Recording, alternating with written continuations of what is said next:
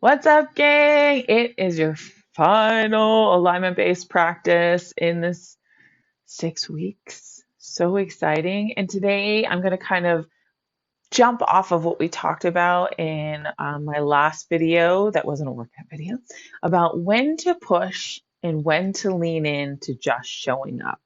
So we talked about confidence checking, and we thought about, what is the bare minimum that I can do in a day so that I can stay in alignment with my health and wellness and fitness goals.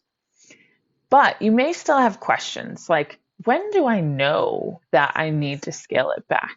Or how will I know that I need to scale it back? So today we're going to talk about some physiological things that can happen in the body that might be red flags for you, that it's time to take a break, to tune into restorative practices, to turn it down a little bit and let go of the reins a little bit, um, if you need to. Okay. So, when do you want to push for gains? When do you want to push? Well, one of those times is when you're well recovered.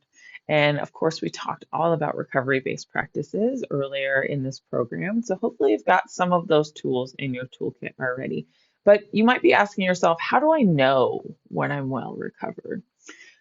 One easy metric is monitoring your resting heart rate. It's an objective measurement that can reveal what's going on inside of your body. So if you don't know how to check your resting heart rate, you can check your pulse either at your carotid or your radial, which sometimes can be hard to find your radial for those of us who have lower heart rates, or um, maybe you want to try the carotid, or really the best way nowadays, everybody's got a Fitbit, a smartwatch or something, right? And it's going to tell you your resting heart rate. Have you looked at that data in there?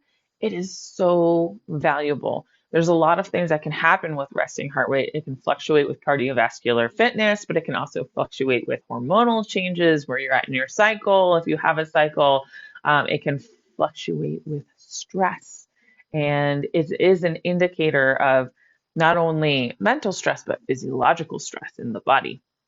So each morning before you wake up, before getting out of bed, and before you drink your coffee, okay, measure your heart rate. You can find your pulse, and you can do it at the same time. Record this number, or use that little tracking metric that comes with your smartwatch.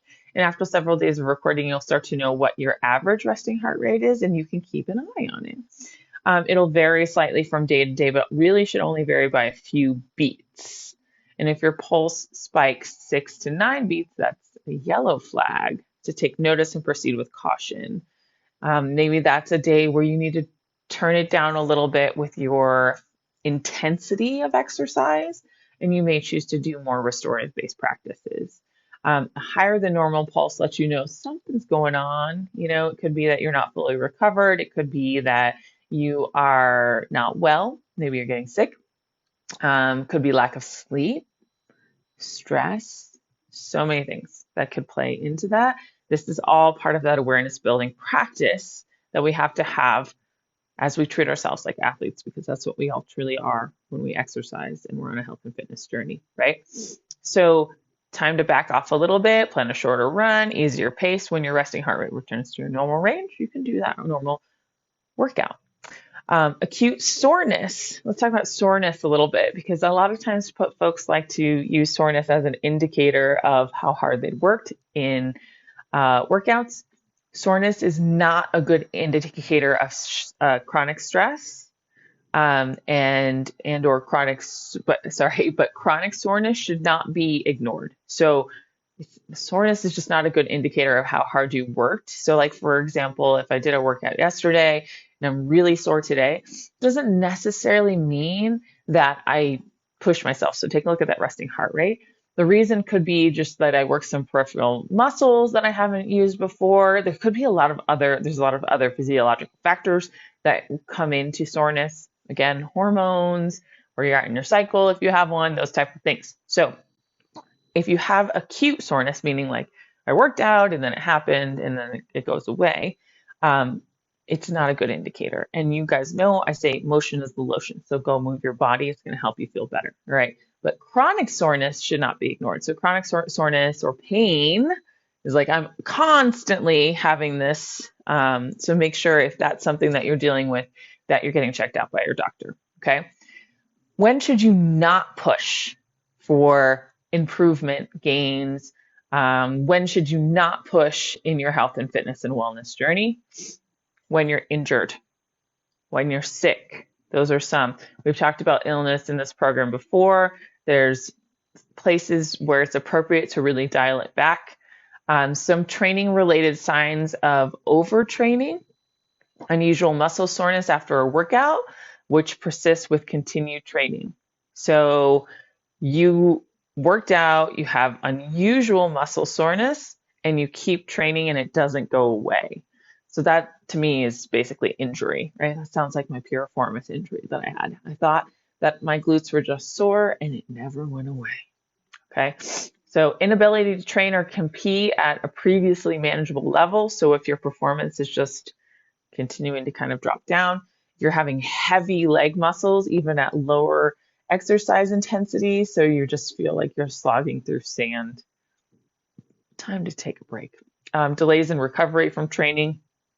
Maybe your resting heart rate is not returning to normal. Performance plateaus. Plateaus are something that a lot of my clients deal with. It's really normal on a health and fitness and wellness journey. It's really normal performance journey, but there needs to be a deeper dive. Usually when there's a plateau going on, why? Like what's going on there? Or declines in performance. Thoughts of skipping or cutting short training sessions. Has anybody ever had this?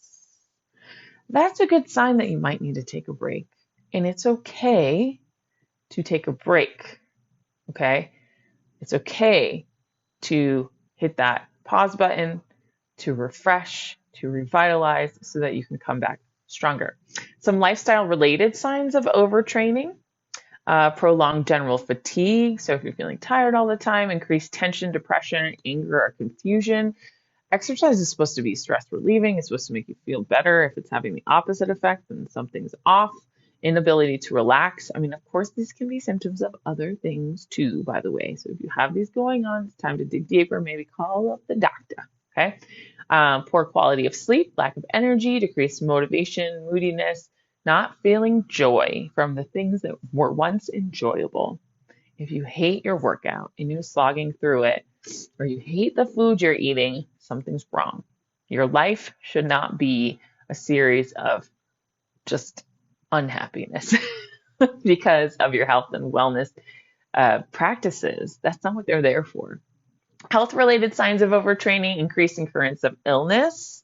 So if you're getting sick a lot, there could be something, maybe your immune system's being compromised, increased blood pressure, and at-rest heart rate. We talked about that. Irregular menstrual cycles and missing periods. If you are familiar with the female athlete triad, this happens with some younger, very serious athletes. Not a great thing. They start to miss the menstrual cycles, and that can have profound effects.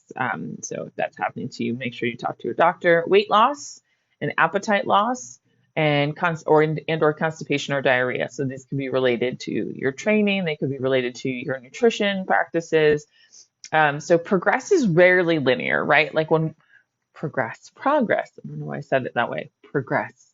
I guess they mean the same thing. Progress is really linear. We've all seen that meme where the guy's like, this is what we think happens, and this is what really happens, right? So that's going to happen. There's going to be setbacks. And this is why you have to have that self-awareness built in where you listen to your body and you're paying attention to its cues. You can start to become more in tune with what you need. Some of the things that I personally do is I look at my resting heart rate. I look at my, I use a Whoop watch. I look at my recovery. I look at my sleep is a big one that I track. I track my cycle, my hormonal, the way my hormones act is big for me. It gives me, sometimes I'll be like, God, why am I feeling this way? And I'm like, oh, that's why. All kinds of self-awareness practice can be built in so that you can become more aware and that you can train in sync with what's happening to you and your body and what your body needs. Because you can really set yourself back if you're pushing when you shouldn't be pushing, and if you're backing off when you shouldn't be backing off. And it's not easy to figure out what that looks like. So your body's really telling you, just pay attention, right? I need rest. I need recovery. I need fuel, I need food, I need social interaction, my brain needs to be stimulated, and it should feel good the whole time. I mean, not the whole time, right? There's gonna be moments, things are hard, guys, but most of the time at the end of a workout, you should feel accomplished and happy that you did it. So tell us here in the comments or in the community one way that you will check in with yourself on the daily with what you need in that day. How will you become accountable with following through? So what is your little ritual going to be of like, how do I feel today? How am I showing up today? What do I need? And how will you be accountable to make sure that you do those things for yourself? This has been such a joy. Thank you guys so much for joining me on this journey. I hope you've taken away some really valuable practices for yourself. I also hope that you'll consider taking deeper dives into these areas that resonate with you. And I will see you on the recap. Take care.